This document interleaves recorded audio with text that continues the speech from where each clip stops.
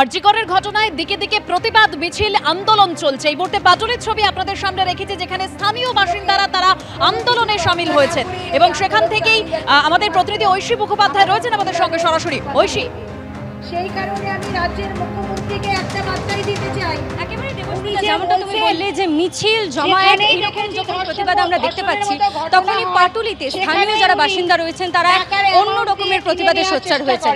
তারা এই মুহূর্তে একটি গণ আদালত বসিয়েছেন। যেই গণ আদালতে দেখতে পাচ্ছি স্থানীয় মানুষ যারা রয়েছেন তারা কিন্তু উপস্থিত হয়েছেন। এই অনুষ্ঠানের শেষে একটি রায় ঘোষণা করা হবে, বিচারক একটি রায় দেবেন এবং তারই সঙ্গে জনগণ যেরকম আদালতে কোনো কথা বলতে পারে না, কিন্তু এখানে এই আদালতে, এই গণ আদালতে কিন্তু জনগণ কথা বলবে। তারা তাদের যুক্তি এবং তারই সঙ্গে যে নারকীয় ঘটনা ঘটে গিয়েছে তার প্রতিবাদে তারা কি শাস্তির দাবি করছেন সেইটাও কিন্তু তারা জানাবেন। এখানে উপস্থিত রয়েছেন মঞ্চে দেখতে পাচ্ছ টুম্পা কয়াল, যিনি কিনা কামদুনিতে যে নারকীয় ঘটনা ঘটেছিল, একটি মেয়েকে ধর্ষণ করে খুন করা হয়েছিল, তার প্রতিবাদী ছিলেন টুম্পা কয়াল। তিনি উপস্থিত রয়েছেন।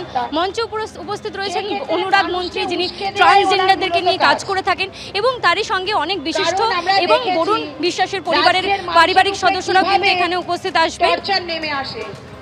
এবং যে বারবার করে বলা হচ্ছে যে সন্দীপ ঘোষ, তাকে বারবার করে সিবিআই ডাকছেন এবং জিজ্ঞাসাবাদ করছেন, আবার তাকে ছেড়ে দিচ্ছে।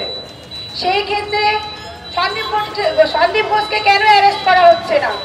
কারণ সন্দীপ ঘোষকে অ্যারেস্ট করলে কেঁচো থেকে উঠে বেরিয়ে আসবে। সেই কারণেই আমরা প্রত্যেকেই চাই যে এই ঘটনার সঙ্গে যারা জড়িত প্রত্যেককেই অ্যারেস্ট করা হোক এবং সঠিক তদন্ত হোক, এবং যে মেয়েটি চলে গেছে তার সঠিক জাস্টিস হোক, এটাই বললাম।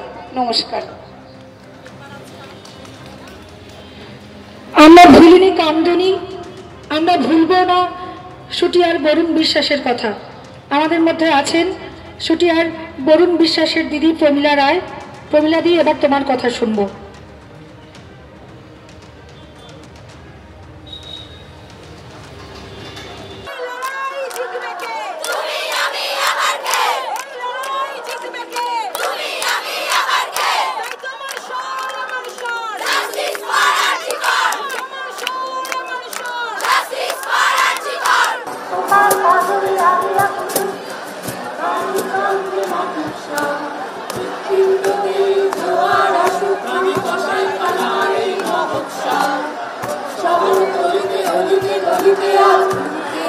শব্দ